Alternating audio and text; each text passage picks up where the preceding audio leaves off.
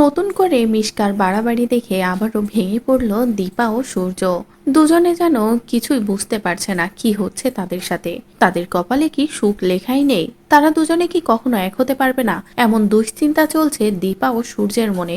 অন্যদিকে কবির বিয়ের অনুষ্ঠান থেকে বেরিয়ে পড়ে এবং দুশ্চিন্তা করে দীপা ও সূর্যকে নিয়ে। তারপরেই কবির আবার শিবানীকে নিয়ে ক্লিনিকে যায় নিজেদের চেক আপ করার জন্য। সেখানে গিয়ে কবিরের মন খারাপ দেখে ডক্টর প্রশ্ন করলে কবির নির্দ্বিধায় সবটা খুলে বলে। ঠিক তখনই ডক্টর ও কবিরের কষ্ট দেখে সহ্য করতে পারে না। ডক্টর বুঝতে পারে যে কিভাবে সে একজনের সংসার ভেঙে দিয়েছে, কিভাবে একজনের জীবনটা নষ্ট করে দিয়েছে। আর এটা বুঝতে পেরেই ডক্টর নিজেই কবিরের কাছে সবটা স্বীকার করে নেয় যে এই সব কিছু সে নিজেই করেছে। যেগুলো শুনে তো কবির পুরো অবাক হয়ে যায়। কবির বলে, আপনি বুঝতে পারছেন না আপনি আমার বোনের জীবনটা কিভাবে নষ্ট করে দিয়েছেন? যে কথা শুনে ডক্টর বলে, আমি নিজের ভুলটা বুঝতে পেরেছি। এদিকে কবির বলে, কিন্তু আজই যে সূর্য ডিএনএ টেস্টটা করাতে যাবে, তখনই ডক্টর বলে তার আগেই আমাদেরকে আটকাতে হবে, তা না হলে সবটা শেষ হয়ে যাবে। মিষ্কার চালে পুরোপুরিভাবে ফেসে যাবে ডক্টর সূর্য।